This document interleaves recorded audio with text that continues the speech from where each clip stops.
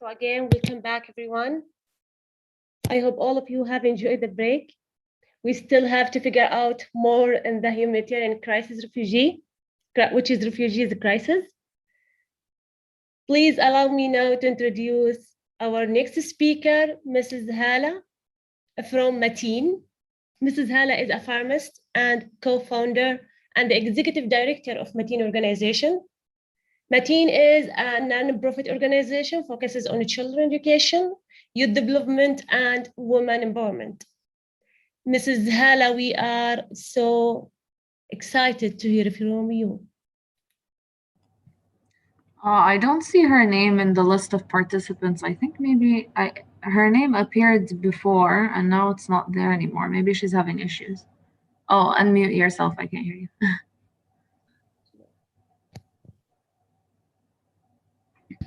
I saw her twice. Yeah, I think she has got some network issues. Maybe she does. Dr. Evren, do you have her contact information? Maybe we can reach out to her. Yes, actually, what I'm gonna do is I will be sending her a WhatsApp message. So in the meantime, we can keep our audience like, no, she's not here. So I thought she joined, but. Maybe if someone had a question about the event in general, you can ask. This is your chance. Or if you'd like to make any comments or anything. And by the way, I'm very serious about the competition. If anyone posts any nice, cool photographs on Instagram, #MakerMajlis. We have some books from HBKU Press. Inshallah, we will choose some winners, and we would like to actually appreciate your support, like on social media for our program, and also now we will be organizing the same event every year, inshallah. Global Refugee Day. So if you have any suggestions for the next events, we can try new formats, we can try new, let's say, styles or models. So we are totally open for suggestions. Let's consider this year as a start, kickoff, and any ideas, any reflections are more than welcome. So Hala is saying that she tries kind of like to log in, but it keeps moving her out.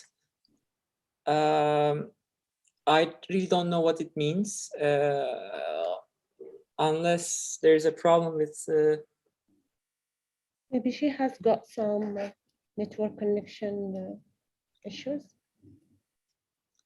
I'm really not sure.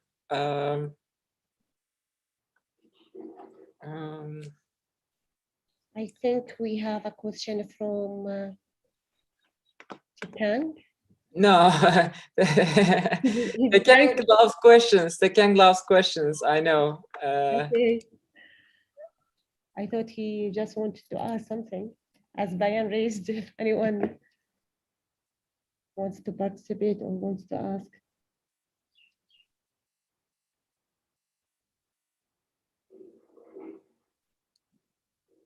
Okay, take Kang's question if you want in the meantime. Yeah. If you want, yeah. If we can explain more about the competition, Dr. Talk, that you have proposed. Yeah, sure.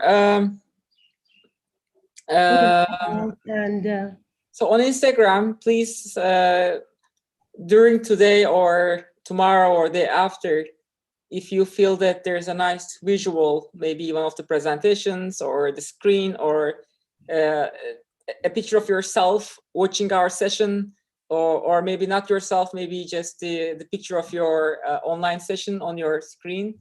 And it will be great actually, like to share on Instagram, #MakerMajlis. And at the end of each day, we will choose the coolest photographs of the day, 3 of them. And thanks to the support from HBKU Press, we will provide some books for the winners, inshallah. So I think it's an interesting opportunity for you for the youth and for all our participants to participate in this competition. And in the meantime, their Hala just joined. So if I'm not wrong, yes, she's here. Although Is her everything mic, okay with her?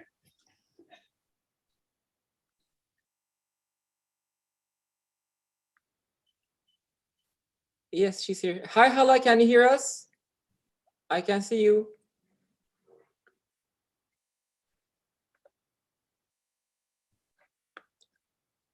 Okay, she's writing on the chat. Yeah, in the chat. Okay. She said if we can unmute her mic. Can we do it by our side? Yes, I'm doing it actually. It should be okay. Hi, Hala, can you try talking or?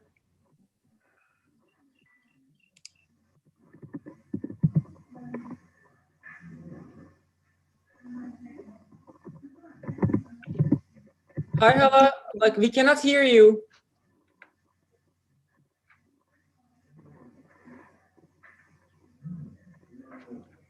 Okay, she's joining from a different account now.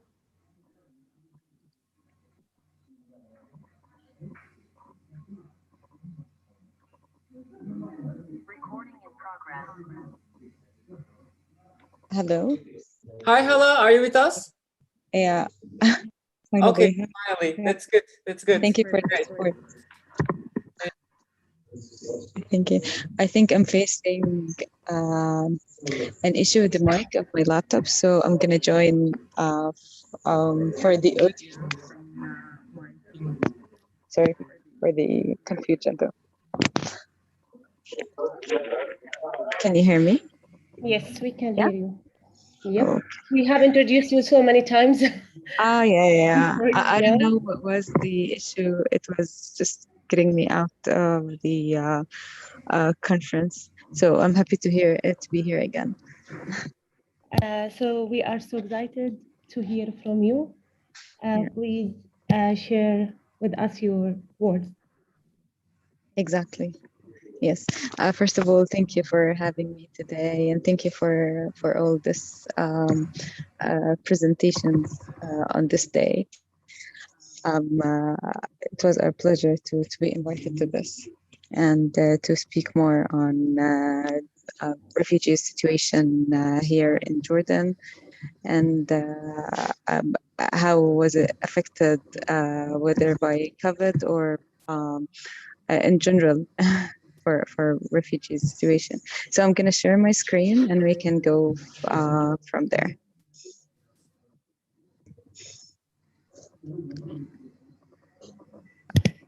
Do you have the co-host? I think Bayan, could you please give her the co-host? I'm making her co-host. Hala, I have 2 accounts and on both of them I'm making co-host. Just in case.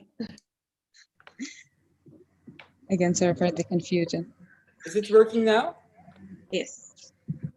Okay. So you can see my screen, right? Yes, we can see. So I'm going to go through education in conflict times.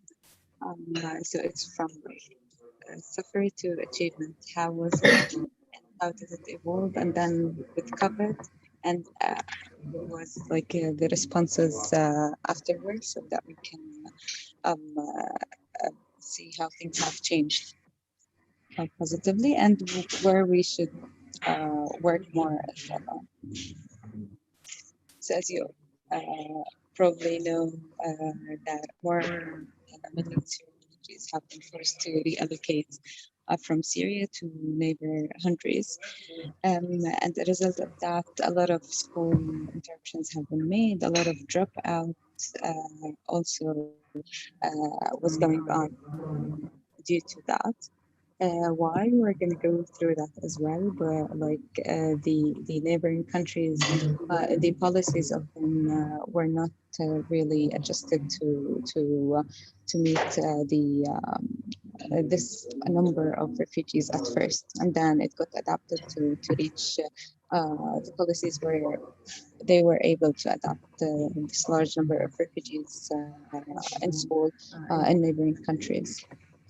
So it was a huge number, a lot of dropout due to livelihoods. So a lot of children had to go to a child labor market, and we've even a lot of NGOs have seen a lot of early marriage cases as well.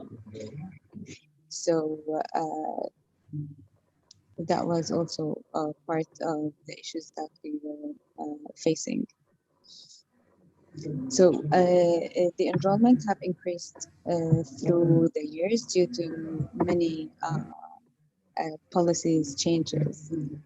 So in 2016, in Jordan, the recovery have started, and some rules have been made took into consideration for Syrian refugees. So the main challenges that the Syrian have been facing is, first of all, the Jordanian educational policies, where it refused children that have been dropped out of school for more than 3 years to join education unless they go through exams and be able to pass the main sciences exams like mathematics, Arabic, and English. So that was a first challenge. The second one is documentation. Because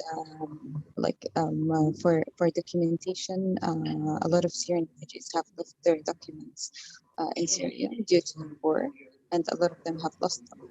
So that was also as an issue when it comes to joining education. Uh, After that, and which was a huge issue, is school capacity, where there was no capacity at all, like for the huge numbers, to be able to get Syrian refugees into education. And the fourth one, which was also a challenge, is school environment, whether due to bullying from Jordanian children at first, and then also social cohesion at the beginning of enrollment. That was a huge issue that some of the refugees had to drop out of school at first, and due to that. After that, a lot of actions have been taken, whether through the Ministry of Education or through NGOs as well, where the Jordanian educational policies have changed. They started accepting children that have been dropped out for more than 3 years. They've introduced the catch-up program. The catch-up program is a program where they have accelerated trainings and education. So with each semester, the Syrian refugee child can finish the whole year so that they can get to their peers' level of education as well, so that they won't be behind for a long time. For the documentation, to almost 3 years ago, UNICEF were able to work with the Ministry of Education in order to have that no longer as a requirement for Syrian refugees to attend education. And so they were able to attend education even if they didn't have their documentation. And during their presence in school and in cooperation with other organizations, they were able to get their documentation and provide them to the school. But it no longer was a requirement for joining and enrollment, which have increased the number of Syrian refugees in school and even other refugees. It really had a very positive impact on that. Yeah. So for the environment, currently there are a lot of, or if we can say prior COVID, a lot of anti-bullying extracurricular activities have been introduced to schools, public schools, uh, where through UNICEF, through NGOs and other INGOs, local and INGOs were provided with a lot of trainings for um, uh, counselors, where they were able to provide and implement a lot of extracurricular activities focusing on anti-bullying and the social cohesion, which have bettered a lot the environment of the schools and enhanced the social cohesion, where the dropout rate due to bullying have decreased. Yet a lot of work is still needs to be done when it comes to building the capacity of teachers and to ensure that all children and teachers are equipped with the needed life skills to be able to continue with creating a safe environment for children as well. For the capacity, a lot of new school buildings were opened, public schools and rural areas as well. Evening shifts were introduced, where after school, evening shift schools were introduced for refugees to increase the number of enrollment, so that Jordanians and non-Jordanians would be able to join the public education.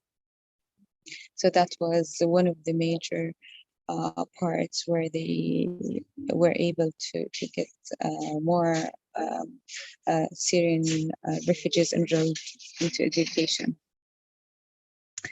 Here, when we overcame the educational problem when it comes to enrollment, we got the COVID-19 issues of education. Here, the online learning were introduced. Some sort of, we felt like we're getting back to the challenge of accessing education. So internet connectivities were like really rare. I'm gonna now present the statistics for that.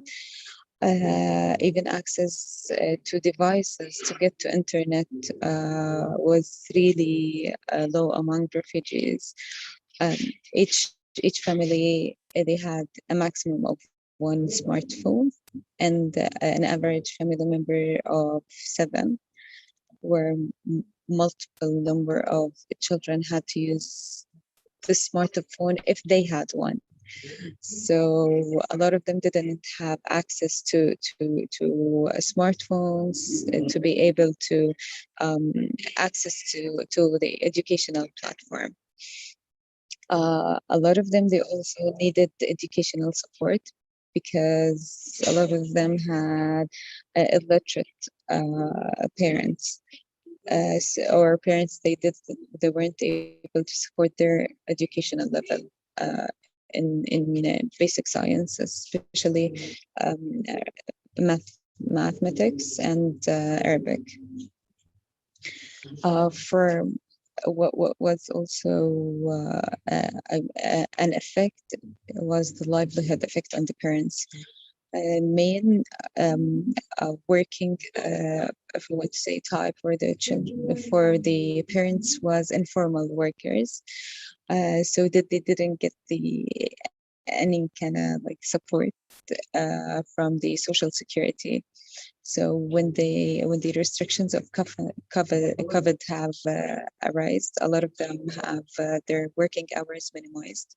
So because they get the payment wage per hour, so a huge number of them, they either lost their working opportunities or had their number of working hours minimized, which increased the number of child labor as well, because because they wanted to have their children working within the farm with them to be able to provide the family as well.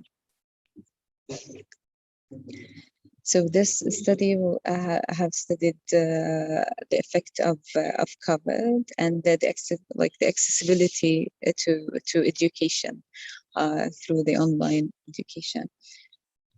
So here we can see like Syrian refugees, they had limited access to internet or no access to internet for like a good percentage.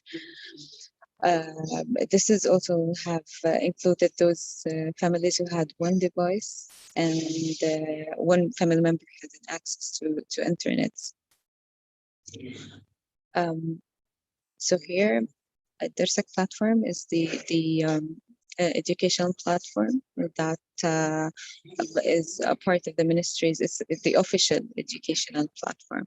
So when we had this study was provided by UNICEF. So it shows that for Syrian refugees, only 37 had access to DERSEC platform. 63% didn't have the access to DERSEC platform. So this created a lot of needs that needs to be collectively covered to be able to get back to the right to education. From here, a lot of programs have been provided by NGOs and Ministry of Education. So we started providing cash assistance by NGOs and Social Security was providing this for formal workers. Through us NGOs, we were providing cash assistance for informal workers. It's like a monthly subsidies provided to the families to ensure that their children won't drop out of education due to the economical status arise from COVID, and to ensure that they are focused on their education, because we didn't want to get them dropping out and then it'll be so hard to get them back in. Other than that was the distribution of non-food items and coupons as well. We've also distributed tablets to ensure that through, of course, implemented programs, educational programs that we were running. So we distributed tablets to families, us and other organizations, of course, to families to ensure that they have the device needed to access their SEC platform as well.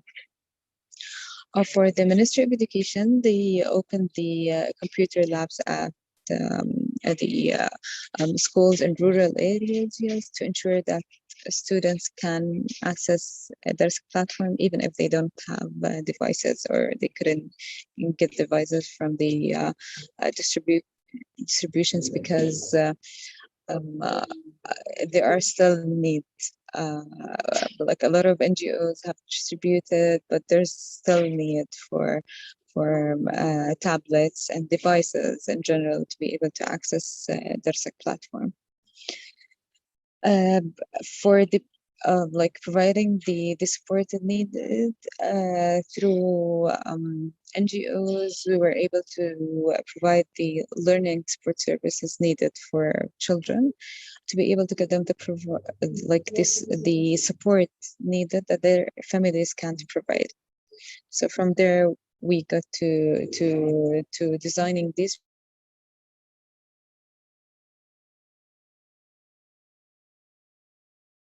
projects to be able to help the ministry and the children having more interactive learning, because there's a platform is a platform where they can get access to watch a video and then they submit their homework on. So the element of interactive learning was missed during COVID. So from here, we took all the precautions that was announced by the government, and we were able to provide the learning support services as well with like a small number of children in the class, or through remote learning to children that we've provided with devices, and of course internet bundles. So this led us to a lot of success stories. We had children that were out of school since they came to Jordan for 3 years, and then after that they were able to join education when documentation was not a requirement, and when we provided them with transportation to and back from education, of course, in partnership with other NGOs, especially UNICEF. They played a huge role in this. When they got to education, at first they were facing bullying, and then they've got teachers that they were entitled of the Nashatati program that was implemented in public schools, and they were able to create friendships out of these challenges that they were facing. We have like a real good number of children who were able to continue their education. We started with we were working with 8,000 almost 8,000 families, which we can consider as a sample of other refugees. We started with zero enrollments in school.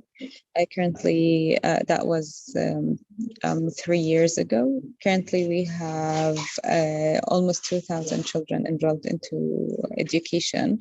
A good number of them are continuing. We're currently trying to overcome the any dropout at the ages of 13, because it's usually like the ages of 13 is the age where boys go to work, girls face early marriage. So from here we go to where we can actually provide them with more services in terms of whether awareness to the parents or financial support to the family with kids that going to formal education, to also online currently online learning support services by best teachers in Jordan. So now we got children that have been like on the top of their class, and we've also got children that have like finished schools and got scholarships that is provided to refugees to attend universities, which is was not like it's like a huge made a huge difference in their families and their lives. So currently we're preparing like a pipeline of the students where they actually finish schools and the dream of be able to dream and to be able to achieve actually. So we were actually intending to get one of our students to join us, but yet unfortunately they have exams these days, so she excused herself. But they currently they have dreams. They are working to reach these dreams, and we see children at the ages of 17, 18 finish schools and join universities using the scholarships. So they were able to get from the suffering, like we're working with informal tented settlements in Jordan. So they were able to get out of the environment and be able to dream to change their destiny.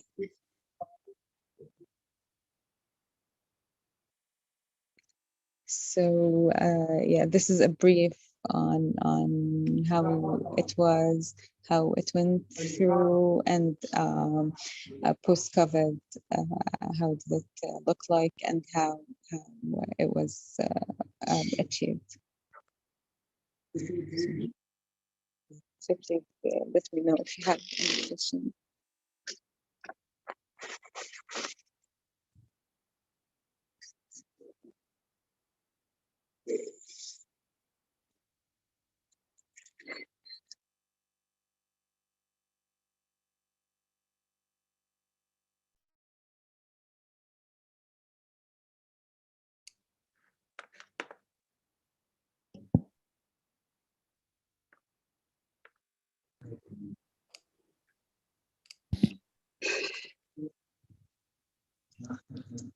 Thank you so much, Mrs. Hala, for your great participation and inspiring presentation.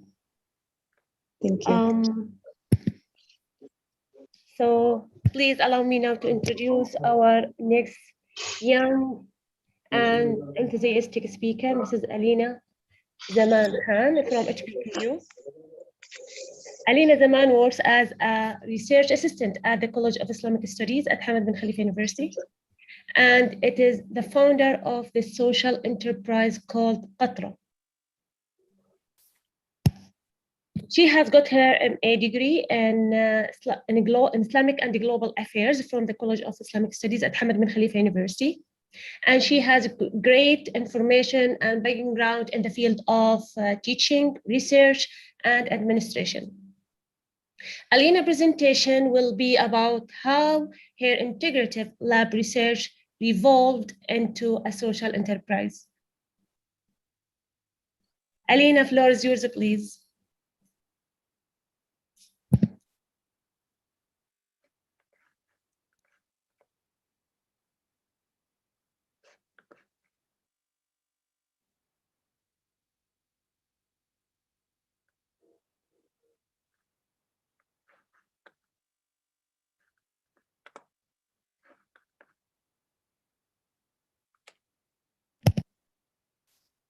Alina, are you with us?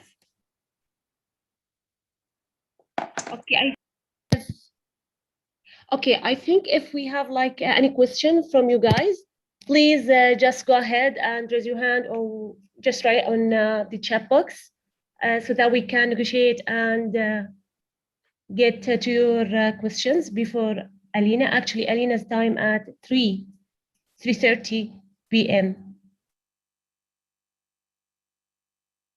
So please, if you have any question, you are kindly asked to raise your hand or either to write on this chat box.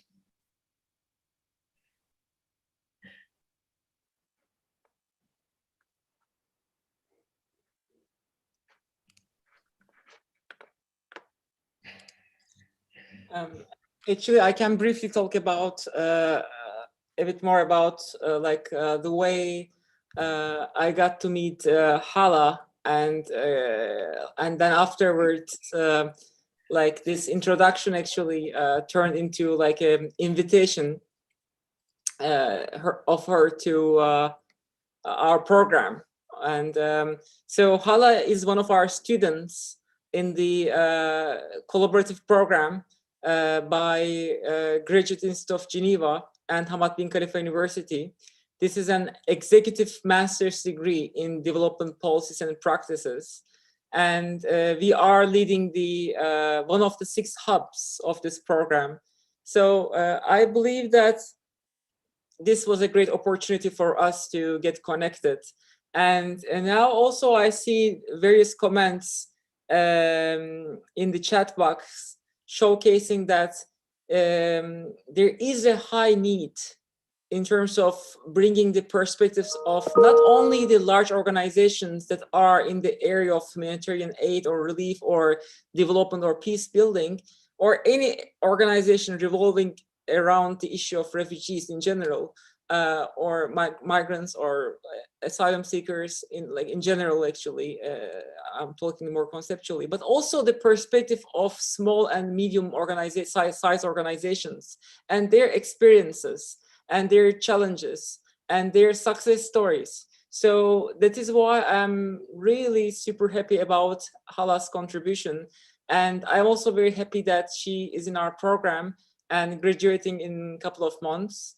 And she made this amazing initiative. Definitely, it was a great value added. And there, Fatin, if you want, I see some questions in the chat box. Do you want to convey them to Hala? Yeah, sure. Okay, I think I have to scroll up a little. Thank you, Dr. Irvin. It's our pleasure to be part of that. Thank you. I think they were like just talking about that. It's like a complex issue and should not let anyone or the host countries to provide or to get like better lives and integration. I think it's like more of contributions. We have got one from another question. I think we should take, I think from participation from Dana, I think we should talk about the wider scope of aid to the UN have added that refugees post-return stage and reintegration in their societies as refugee aid, building resilience of host countries, and so on. I think, mashallah, they are interactive with like comments and their thoughts, and amazing and inspiring thoughts, and we celebrate so much productivity and social ethical commitment. Thank you for this session. Thank you, Embassy of Mexican, for being with us. Excellent work, Latin organization from Abu Al Khair, I think, if I'm not mistaken. We have from Hala. Thank you so much. Indeed, a huge gap in internet connection. This from you, Hala. No, I didn't mean the session today. I mean in general, not for education. I mean something, okay. Yeah. Because like refugee, like the internet connectivity when it comes to online learning, it trays not only for refugees but also for Jordanians. So it became like a huge issue that needed a lot of funding for refugees and for Jordanians. Yeah, so there was a comment about the internet gap for education. It is a huge like issue and problem that was raised, like whenever you get like support for refugees. Also the government had to make sure that they had the same support also for Jordanians to be able to not create that kind of conflict where vulnerable refugees get supported, but vulnerable Jordanians didn't get access to education per se if they don't have these devices or internet access. So that was like a huge kind needed support that the government had to think of for both Jordanians and non-Jordanians. Prior COVID, it was like more focused, and they were able to focus on Jordan, Syrian or refugees in general, because they had like a real vulnerable emergency, if we can say, and then development purpose, and then afterwards, post-COVID, it like created a lot of job loss, because a lot of people have been working informal workers. So they didn't get any support from Social Security, and then they started needing support, and then it's a huge economical issues in Jordan, which created a huge gap within Jordanians and non-Jordanians, if I may say. From here, we had to work on refugees, resilience, a lot of stuff at the same time to be able to ensure equity education for children attending public schools. Yeah. So yeah, that was a real huge gap. Like you got them the device, okay, and then internet. So we had to do something about it. What about So- educational tools, you know? Exactly. Mhm. Yes, and then we had to assess the available educational tools. Do they provide like the real needed support? Because at some point, like teachers were not allowed to connect with their students like via WhatsApp or whatever. So they only had to go through the platform, which is a one-way educational like kind of platform where children go to the platform, they see the videos, and then they submit their homework. Yeah. That's it. So life skills is no longer kind of there. There's no like really formal way of communication with the between the children and the The teachers. teacher, yeah. Yeah, exactly. So I understand for sure we were going through steps because it was like something that we need to have it as an emergency at first. So it all started with WhatsApp, and then they've created the platform. And I'm sure we will always have to work more on that. Hopefully we'll get back to in-person education and yeah, to just get over that, or hybrid education where we don't lose the element of in-person learning. Yeah. So I think here we also have an interesting question raised by أو الخير. Please, I hope if I'm not mistaken, this is how it's spelled. أبو الخير. Please correct me if I just said it wrongly, Abu Khair. He said, like, how could you narrow the gap in the internet in our refugee camps, which is really such a يعني, it's a real question, and it's like we can't, you know. So let's have your thoughts on this question. Yeah. So yes, at first they started with the CSRs, like donations from private sectors, and then after that, it's capitalizing more on donations from donors to cover the expenses. Yeah, if we're saying about the formal camps, like they started using the solar energy to minimize the a financial component of the project, where they can assign a more sustainable approach of these projects to allocate funds to more needed parts of the project. But we're talking about like almost 70% of refugees are out of the camp. Yes, so Which here is we're talking a host big community. percentage, wallah.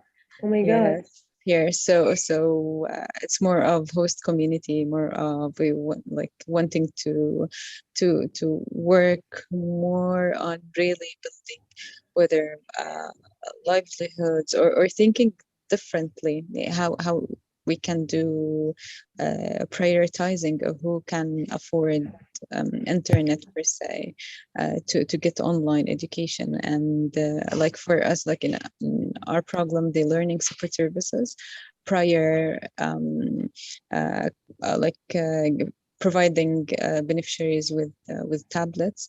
So we segmented them to see which can afford, even if partially, to get access to the platform, who couldn't afford, and who needed more support. So we started with those who are like most needy, vulnerable. yeah. Yes, to provide them with all these support and services. And then we went upwards to least most vulnerable, and then most vulnerable. Yes. because I think the way to minimize the internet gap is to have free access to the platform. So it shouldn't require any internet connection to get to the platform. So this would يعني help be يعني really of a positive help. exactly Yeah. exactly yes. I have a question for Hala. Yes, please. How do you see the next steps for Metin organization? Sorry, I mean, like, I how do you envision your next steps? Like Oh. from 5 years, like onwards, let's say for the next 5 years. So Yes. where do you want to see Metin? Yeah. Actually, the background question I'm asking, like perhaps in the back of my mind, Yeah.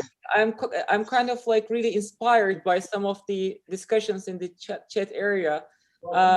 Some of the colleagues were mentioning that there is a strong need to think about what we discussed today at a global level, right? I mean, like not only like Refugee Day is not only for like the MENA region, right, for the Arab world or the Middle East and North Africa region, but also there are so many global, let's say, experiences and suffrage that are kind of really as like devastating as what we are like experiencing here in this part of the world. So, and it's also interesting to see like. My colleagues at the Mexican embassy in Doha, which is actually, I believe, my colleague is there, the Paulinho Rakosi. He's one of our graduates and who wrote an amazing thesis about Iraq and earlier, and who's doing a PhD. So now you can see that the world is really connected, and we are like our experiences. They have similarities and they have differences. So it is very important to identify these similarities. So maybe my question overall is this: like, yes, you are a local and like organization in Jordan, and you are actually trying to have some regional impact, and you are studying in a program that is actually based on development policies.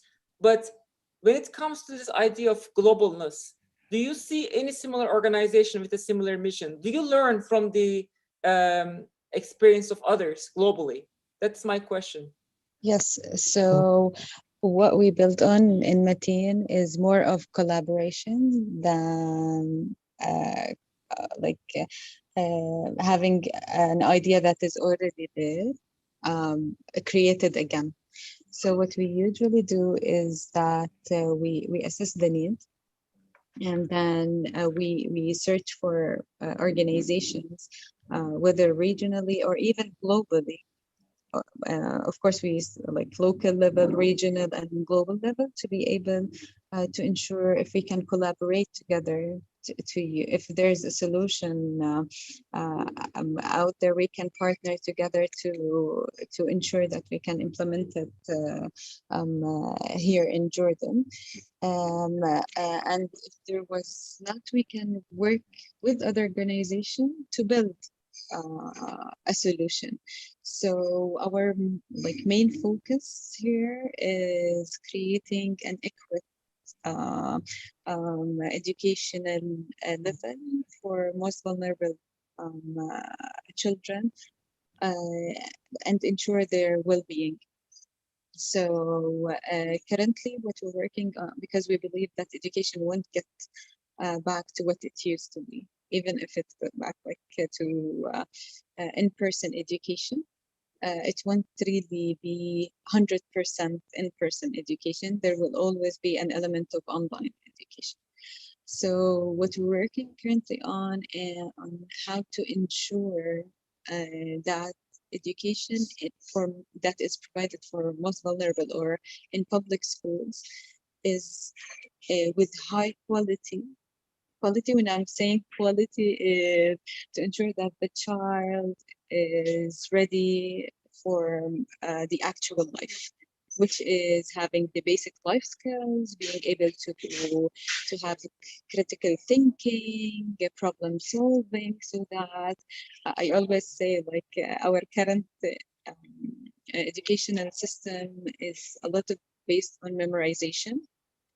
So we get out of it with the numeracy, literacy, but when it comes to life, we usually are kind of illiterate to life. So we get out of the university, out of schools, discovering how the steps of problem solving, the steps of critical thinking, how to introduce ourselves and stuff like that. So in education, what we're aiming to is to have vulnerable children or any child attending public schools to be able to gain these skills that are usually gained by international baccalaureate and usually like international systems, not local systems. And it's not only a problem in Jordan, it's a problem in the, if I may say, like Middle East, and then we can go up in the like a global where the assessment of education is only based on numeracy and literacy rather than skills. So what we're aiming to contribute to as Mateen is like getting education to a place where we use this globalization that COVID have introduced us to get the different expertise from different parts of the world together to be able to provide an educational programs that is based on competencies, which and not to post the parents extensive amount of fees that only people who can pay these fees can get their children access to that life skills-based education. So this is what we're aiming to reach to reach through like our programs.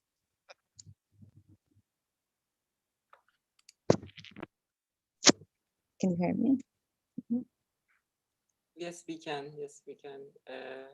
Thank you so much, dear Hala. I think the screen is frozen right now. I'm not sure if it's back again. Can you hear me? Can you hear me? I can hear you. Can you hear me? I can hear you now. Yes. Great. Yeah, I'm sorry. Thank you Yeah. so much, Hala, for the contribution. We really appreciate. Thank you. And there, Fatin, as the MC, please, the floor is yours. Thank you so much. You are muted, Fatin. Thank you for letting me know. It's the issue, happens everywhere. Thank you, Hala, for your participation and inspiring speech. Thank you also, Dr. Talk. So shall we start and proceed with Alina's presentation?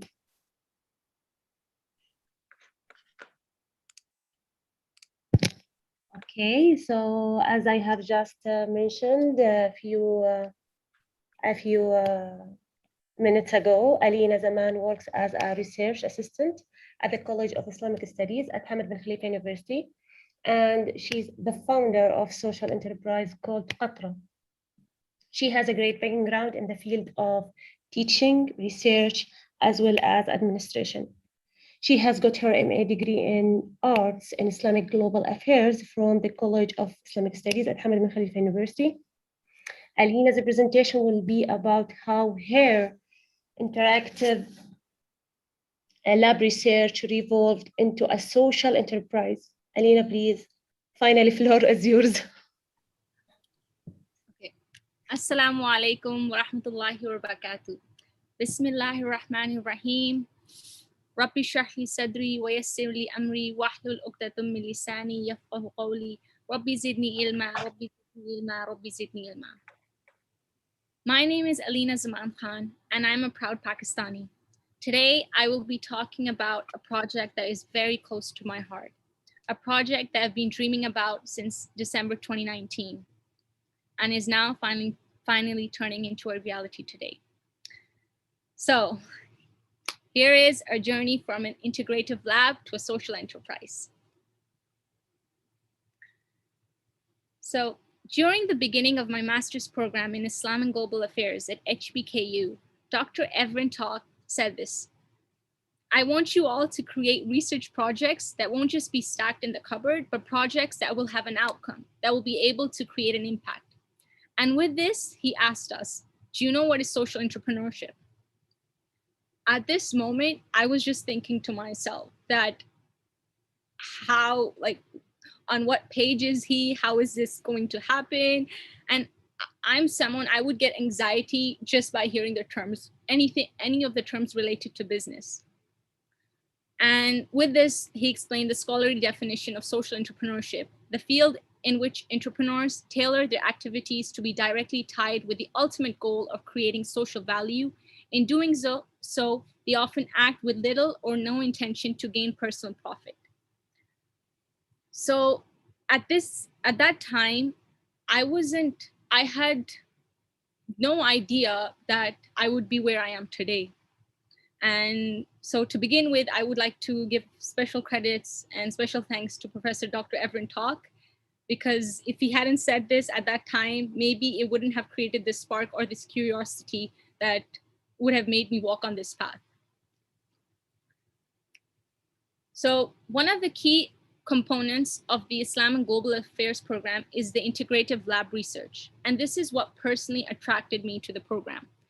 The objective of the iLab is to focus on a complex global issue and to collaborate with an international organization in producing substantial research as well as a physical output. A global issue as poverty, lack of capital, it would result to gender inequality, the social process in which men and women are not treated equally, which would then result in gender injustice. And according to Islamic Relief, they frame the term gender justice, which is designed to provide fair treatment for both males and females, depending on their needs, social status, and the environment. And shedding light to my integrative lab research, in conducting this research, it was supervised by Dr. Talk and funded by the College of Islamic Studies at Hamad bin Khalifa University. The direction and support in working with Islamic Relief Pakistan was provided by Dr. Hani al-Banna, who is the founder of Islamic Relief. And based on his suggestion, my colleague Gulje and I decided to conduct our study on the Empowering Widows in Need program. So the aims of the research study was to analyze how the Empowering Widows in Need project in the context of other Islamic Relief Pakistan programs and how they are operating. And secondly, how Islamic Relief Pakistan is using its vocational training skills programs to empower widows.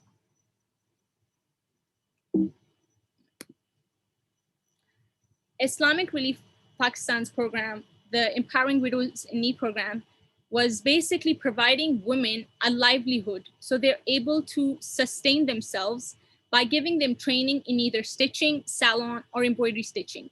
And after 2 or 3 months, depending on how quickly they would get trained, they would offer them a job which will help them provide for their homes and for their children. The methodology for this research was we conducted 22 in-depth semi-structured interviews, which consist of interviewing 10 beneficiaries, 10 staff of the Islamic Relief Pakistan, and 2 focus groups, which had 20 beneficiaries in each. And along with taking interviews, we also observed and took photographs. During our observation, we visited 4 vocational training skill centers. And the 4 centers were in rural areas of the outskirts of Islamabad that provided an ease of access for these women because they wanted to provide opportunities for them at their doorsteps.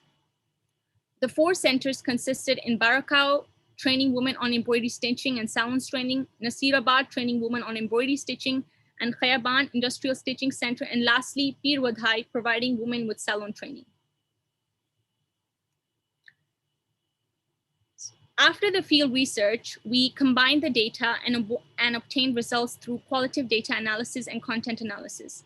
Most importantly, the final physical output of this project was the observation which led to developing a woman empowerment model that has key three elements: rural participatory approach, which focuses on inclusive targeting with the support of the community leaders, creating self-help groups to provide these beneficiaries with a free space support, and a sustainable development approach to provide them with vocational training skills so they can sustain their livelihoods.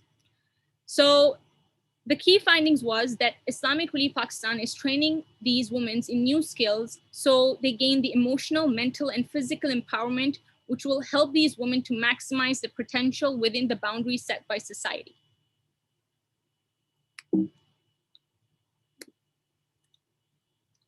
And during one of the visits to Nasirabad, and in a conversation with one of the artisans called Nasish, who is a widow herself, and this was one of the turning points of my life where I first had this desire that I need to do something for them. So as I was interviewing her, she expressed her desire to sell her embroidered dresses to the international market. But she stated that she did not have a reliable mediator who would help her with the challenges. And these challenges were lack of market access, lack of marketing knowledge, and the limited technological skills. And like Nazish, I realized there are many highly skilled artisans around the globe who are unable to achieve the economic potential due to these logistical constraints. So after my research project was done, and once I had graduated, during the graduation ceremony, I gave a speech, and in the speech I said this: sometimes in life you have to avail the opportunities within your parameters, but do not ever give up. And likewise, this pandemic is a test, and if you love yourself and have faith in God, your light of positivity will guide you towards the doors of opportunity. When I said this, I didn't really know what I was saying, but it came from my heart. And at that time, I had made a promise to Nazish that I will do something and I will at least try. And after this, I spoke to my grandmother, and and when I was around 10 years old, I had a flashback. At that time, there was a beggar who asked me for help, and at that time I didn't have money. And when my grandmother came back, she was like, "What happened?" I was like, "I didn't have any money, so I asked him to leave." At that time, she gave me this very valuable advice. She was like, if any point in your life someone asks you for help, and if you don't have money, money is not the only source of helping someone. There are more ways to help someone other than just money. And at that time, after my graduation, I thought about it after having this discussion with her. I was like, there is something that I need to do. And just before this, I was working on this exhibition. The COVID was happening. And after finally discussing this idea with Professor Evrentalk and my thesis supervisor, Dr. Hera, they encouraged me and motivated me to work on this and make this a reality. And after this, with the support of my colleague, Tekla, we joined the Qatar Science Technology Park program called the Accelerate program. And here we enhanced our skills and knowledge in the startups field because we didn't have the business knowledge or business knowledge to start a startup. And this was something that was bothering me. So during the training with QSTP, it helped us to launch our marketing campaign on Instagram with an explanatory video about the origins of Qatra, which organically received more than 11,000 views within the span of 2 days.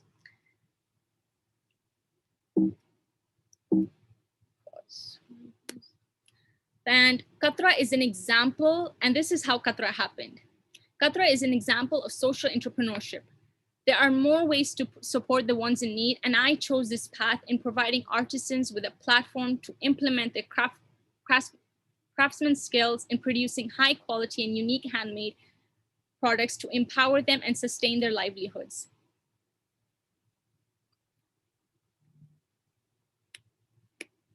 So how does Qatra work? To facilitate the process, we have already partnered with 4 NGOs in Jordan and Pakistan to help us connect and communicate with the artisan groups, which consists of Syrian refugee artisans, Palestinian refugee artisans, and Pakistani widows. And one of our partners who will be giving a presentation tomorrow is the Help for Refugees. And with their assistance, we were able to connect with the Syrian refugee artisans, and our first round of products are made by these Syrian refugee artisans. And this is why this launch is very special for today's event. And secondly, we will engage with artisans to develop products relevant to our local market. And once the products arrive in Qatar, we take care of the marketing and then we sell them to our customers. So what makes Qatar different from other stores is that we aim to put the spotlight on the producers behind the items by showing the process of production in the form of pictures and videos that these products are actually made by these artisans.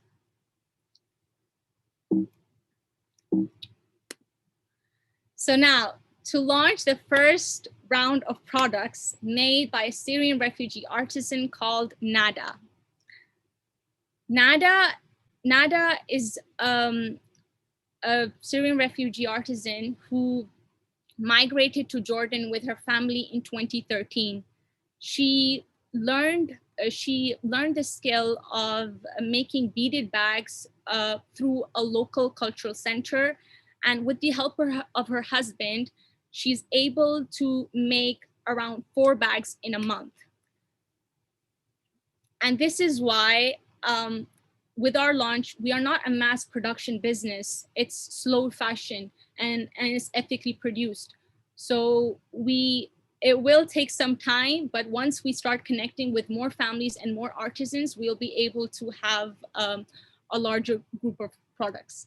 So the first product is called a mini bucket bag with amber beads and a flap. The second one is a gray beaded messenger with black borders and a flower clasp.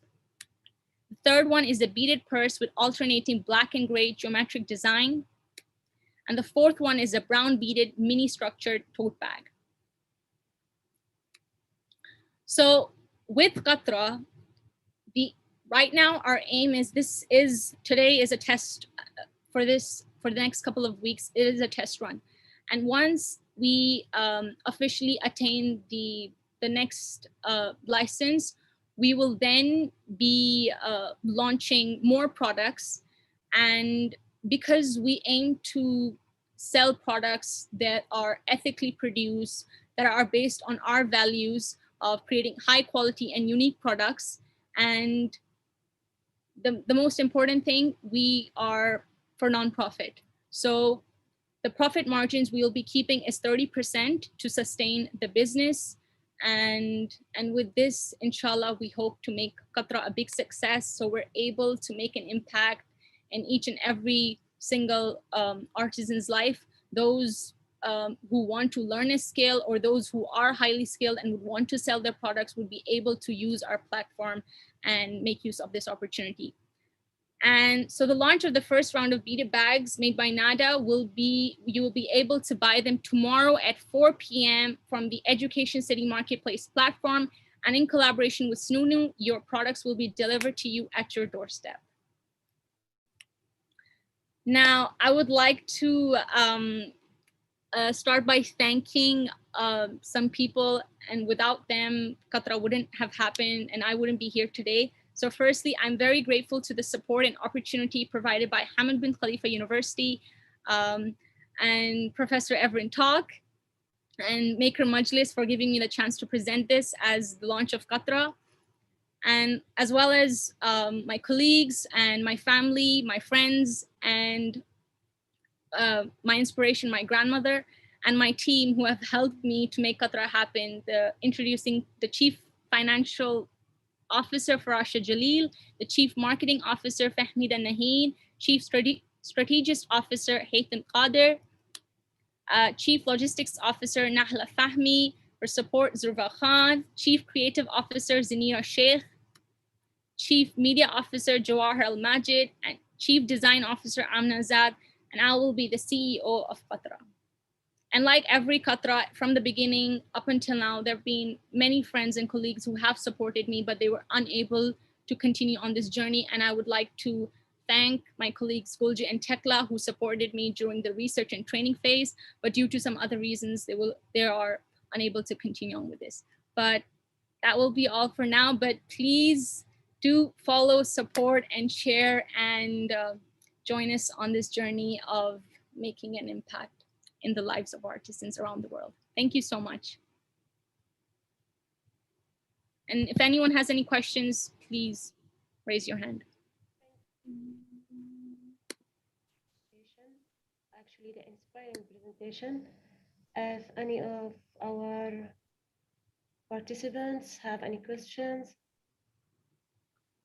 please go ahead. Alina is here and she's ready to respond to anyone who has a question. So maybe, Alina, can you clarify what is the kind of the websites, what are the websites or like links that our colleagues can refer to right now? It might be a good idea to maybe write them down in the chat area. So if anyone who is interested in the products and your social entrepreneurial endeavor, it would be great for them to reach out and learn more and buy more. Yeah.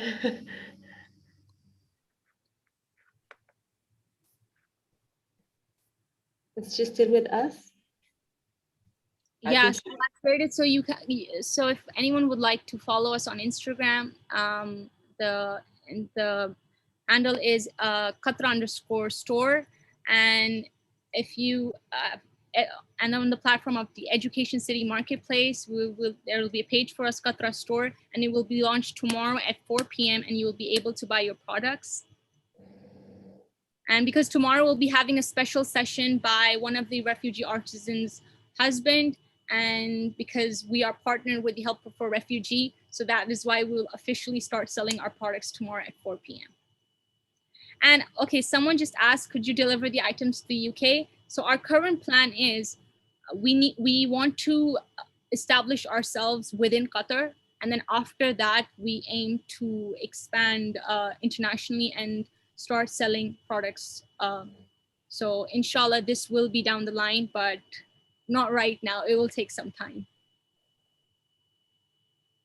And if anyone has any questions or if you would like to ask anything, please feel free to email me.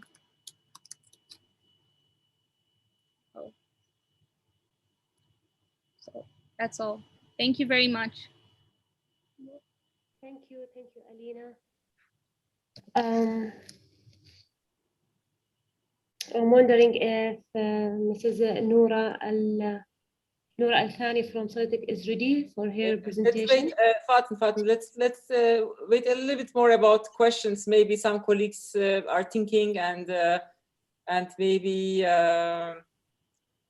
they might. Yeah, let's. Open for any questions. And I can see some of our students here, like Estra El-Asmer. She's one of our students in the Islam and Global Affairs. And we have amazing professors, Dr. Abdel Fattah Mohammed from Doha Institute for Graduate Studies, who is one of the leading experts on refugees and Islamic social finance and humanitarianism. So I just believe that like the group of people here in this chat and in this session is just so wonderful. And I just feel that this session should not ever end, you know, let's just go forever, you know. But so it's and amazing emceeing by you there, Fatin, and now another amazing professor just joined us, Dr. Mustafa El-Amin.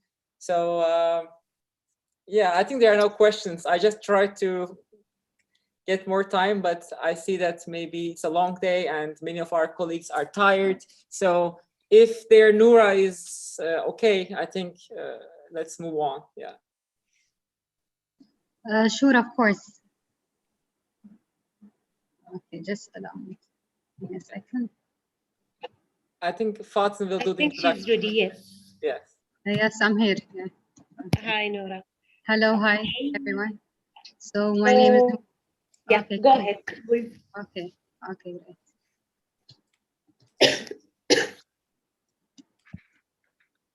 Okay. Okay, Assalamu alaikum, everyone. Good evening. My name is Noor Al-Thani, a program officer at Salatic. First, I would like to thank Dr. Talk and the Maker Majlis team for this kind invitation and opportunity to represent Salatic perspective on the World Refugees Day, and to share also our experience and insights as well on the situation of refugees and Salatic efforts as well to support and help mitigate and ease the struggle and situation over the years. So the pandemic has indeed had a devastating impact on all of us, especially on vulnerable young people, such as refugees and internally displaced persons. And by IDPs, I mean those that flee their homes as a result of war, climate change, and however they move within the same country. Now, can you imagine, as we are speaking right now, there are families who are forcibly leaving their homes to find a safe haven for them. About 82.4 million persons is the number of persons forcibly displaced until the end of 2020, globally, including 26.4 million refugees. Conflicts, war, climate change, famine, riots, political disorder, violence are some of the main reasons of why people are fleeing their homes, as well as unemployment and human rights violations as well. Of course, the global community has been working from a very long time to alleviate the repercussion of the crisis on the refugees, including the difficulties in host communities. However, the challenges have become even harder with the COVID-19 pandemic, such as everything else in the world. Every situation have worsened in one way or another. Now, according to the ILO reports, COVID-19 has pushed over 100 million workers to poverty worldwide. The ILO noted that the pandemic has exacerbated existing inequalities in the labor market, with lower skilled workers, women, young people, migrant workers. Those are among the most affected, let's say, persons. On the other hand, the pandemic is especially also threatening to those that are forcibly displaced people and refugees, who often live, most often than not, in overcrowded camps or in host communities with already overstretched health systems.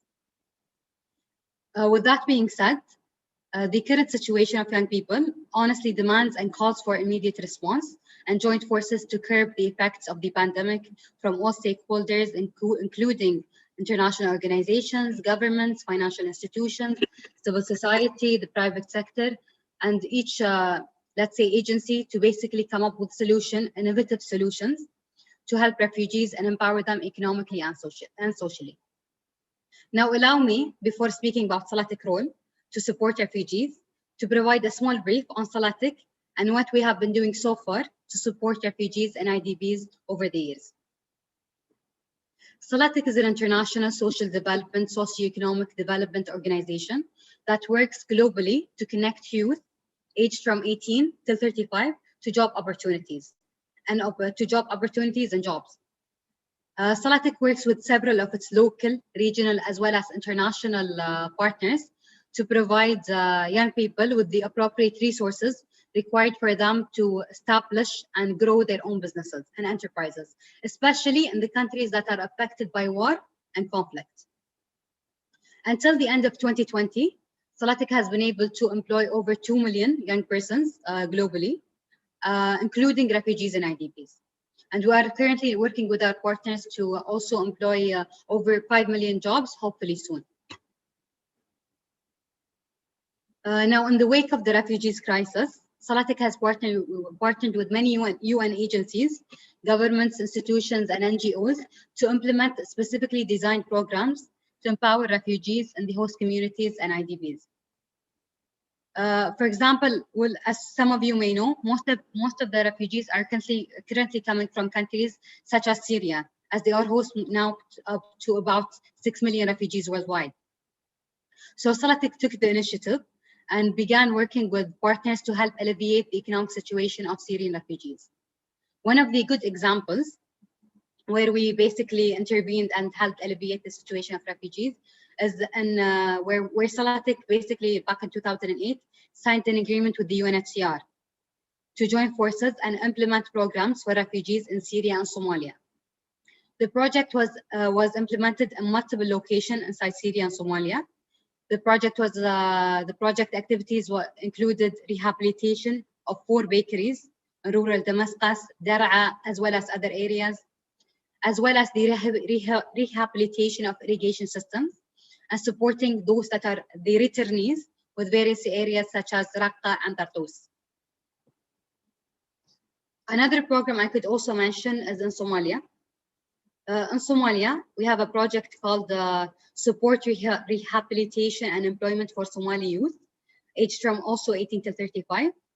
It was implemented in Mogadishu, as well as other areas, among other locations in Somalia, to support basically the provisions of employment skills and promoting as well the peaceful coexistence among displaced youth. Because what we understand from our intervention in Salatic is whenever we intervene, we cannot only employ the youth, we need to look at the full picture. For example, and we all know in Somalia there's a constant and continued armed conflict. Therefore, our policies or our interventions have to basically promote and have other objectives such as promoting peaceful coexistence. So the project included vocational training in agriculture, small businesses, and entrepreneurial skills. As Salatic believes in the importance of providing quality vocational education prior to providing employment, so we ensure that we provide employment that might be sustainable. Another project that also where we basically also intervened is in Turkey, which hosts the biggest number of refugees. Salatic worked with other partners to implement programs for Syrian refugees. Salatic cooperated with Rizq Institution for vocational rehabilitation, one of the Syrian forum institutions, to launch Rizq Center in Istanbul, with the aim basically of linking Syrian refugees with job opportunities that suit their qualification and skills. So I would say this is what makes this program unique, is that it looked at the qualification and skills of those refugees and helped to basically link them to job opportunities that is relevant to their qualifications. We provided basically material and technical support for the center to operate, in addition to building the capacity of Rizq Center employees to provide the vocational guidance and employment services to the beneficiaries such as the Syrian refugees. Another project that we also worked on in Sudan as well was in 2008 in partnership with the UN Women. It's a program that aimed basically to provide a foundation from which vulnerable women could build on their future. The economic empowerment program benefits women, especially those that have disabilities, those that are survivors of gender-based violence, and women in refugee and internally displaced persons camps, to help them basically grow and start their own businesses. So, and the last project I would like to mention was in Lebanon back in 2016. It was in partnership with the Palestine for Development Foundation, PSDF, and 2 lending institutes in Lebanon. Salatic implemented a project which provides youth startups, loans, and capacity building programs to Palestinian youth, especially for the Palestinian youth living there in refugee camps in Lebanon, to help them launch and sustain their own enterprises, and to provide basically a sufficient living with dignity for their families. So this was in a nutshell a glimpse of Salatic interventions to help refugees and IDPs. And as we recognize the UN Refugees Day, we would like to launch a call for all organizations to also join forces with us for the sake of refugees. Thank you everyone for listening, and feel free to ask any question if you'd like. Thank you. Thank you so much, Noura, for your presentation, and actually the informative presentation. If we have any question from our participants, please just raise your hand or leave your question in the chat box.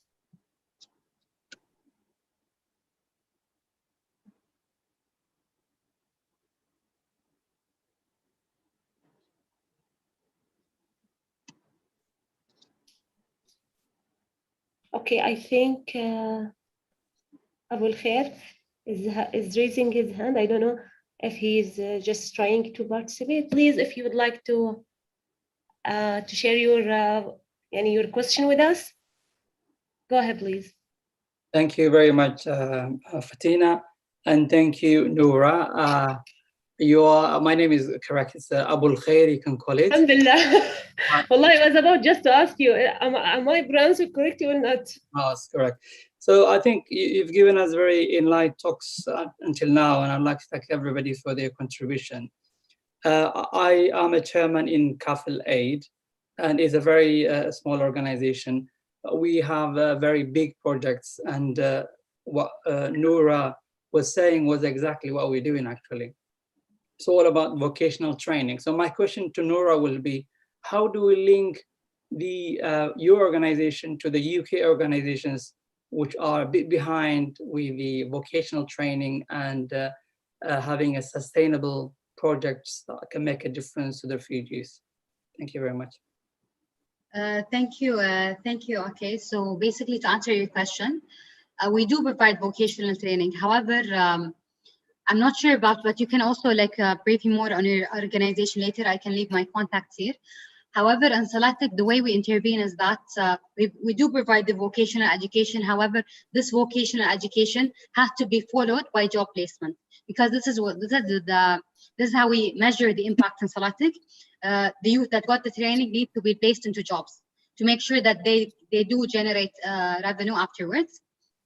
And when it comes to partnering with organizations in the UK, we do have many partnerships in the UK, such as DFID as well, and we used to have another one with the Islamic organization. So basically, I can leave you my information, and we can basically maybe meet afterwards. We'll be happy to do that. Because, for example, in Salatic, what I would say is that we usually focus in countries that are affected by war and conflict, such as, for example, Somalia and Yemen and so on. However, if you do operate in these countries, we'll be happy, inshallah, to leave you my contacts here, and you can talk to me anytime, inshallah. Please, Noura, if you can please just give your email address so that we can get available on the chat. Does anyone have any more questions before we end?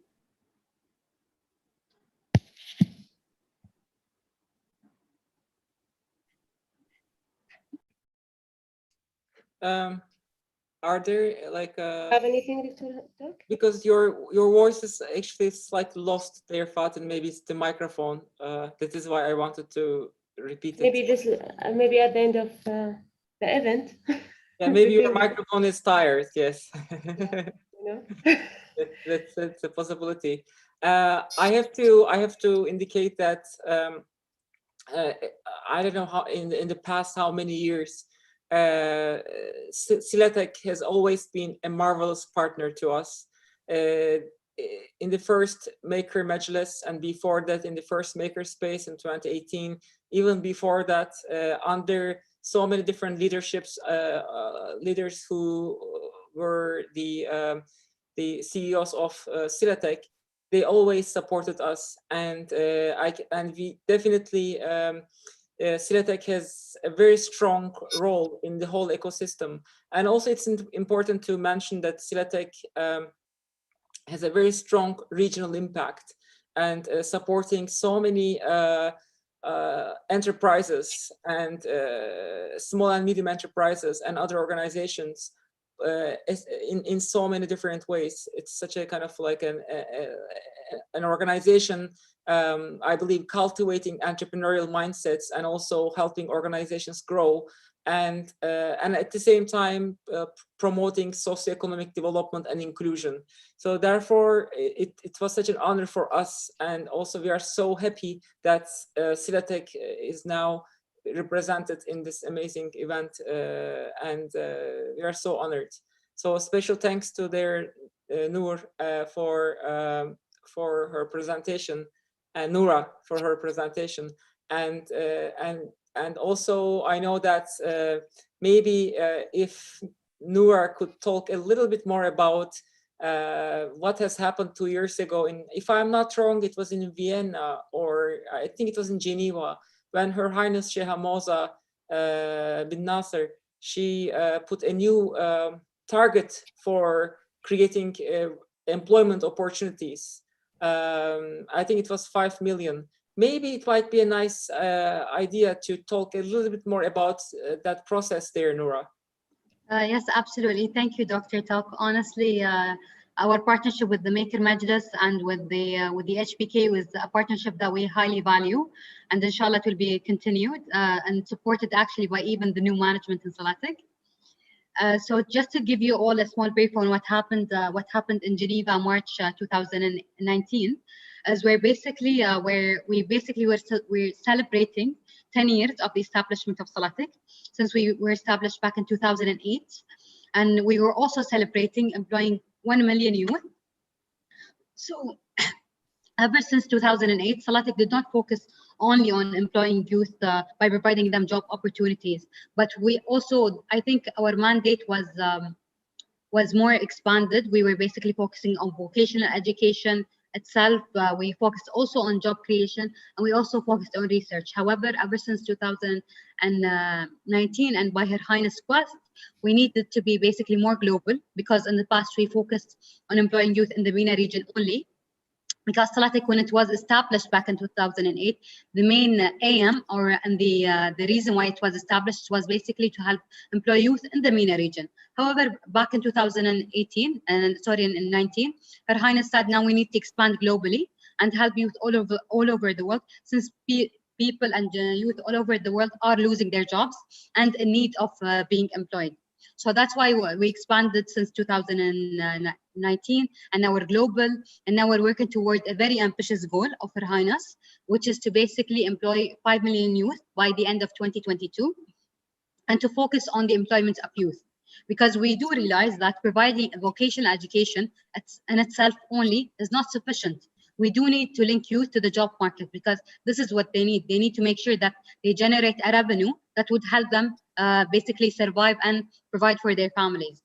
So I think since then, our priorities have changed a bit, and I would say it was a very ambitious goal that we're tirelessly working toward achieving, inshallah, by the end of 2020. Thank you so much, Noura. Also, I want to mention one thing. Whenever I go to and not now, because maybe already the past year because of COVID and pandemic, physical meetings have been rather difficult. But before, I remember whenever I used to go to the office of Silatech, and amazing, illustrations and visuals, and their branding is so wonderful. But I also witnessed that often organizations claim that they support SDGs. Silatech does actually, and they go one step further, and Silatech already identified some of the sustainable development goals as priority ones. So Noura, maybe would you like to share those SDGs that Silatech is directly working on officially in your branding? Yes, absolutely. So we do focus on 5 SDGs to be more specific, and all of our projects have to basically contribute to any of these 5 SDGs in order to be actually approved by Silatech Executive Committee, such as SDG 8, which is at the core of what we do at Silatech, which is economic growth and decent living. On the other hand, of course, no poverty, goal number 1, because we do actually like providing a revenue for youth is actually an unemployment, also basically contributes to the eradication of poverty or to reduce poverty.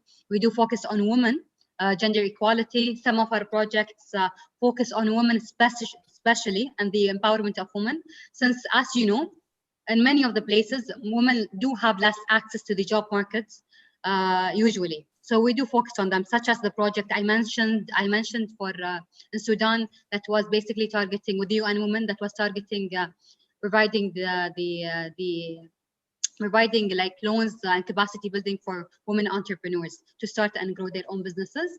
And of course, partnerships, since we do believe in having international and regional and local partners to basically achieve the greater impact. We do make sure that we partner with international organizations to provide the credibility, and then the local partners to make sure that we are really addressing the problem. And we're not basically just sitting in our places and thinking that this is the issue of the community. However, we do hear from the people themselves. So I would say these are the goals that we target in Salatic. Thank you so much, Noura. So there, Sister Fatin, back to you. Thank you so much, Noura, for your presentation and informative, as I said, presentation. I think you have a great comment by Dr. Abdul Abul Khair, which said that it looks that he has just researched your website. He said that your website tells a lot, mashallah, excellent work, and you should be proud of your achievements. They should. Thank you. So yeah, I think I should and I would like to thank you all for your presentations and participations. Ladies and gentlemen, we come to the end of our first day of this event. I'd like to thank the team of Maker Majlis for having me as a moderator for the first day.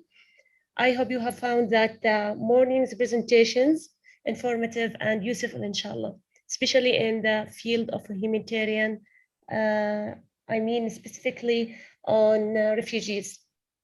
Thank you for spending time with us today, and see you tomorrow, inshallah, on the second day of the event. And tomorrow we are starting 9 a.m., right? Same time. Yes, inshallah. Okay. See you, everyone.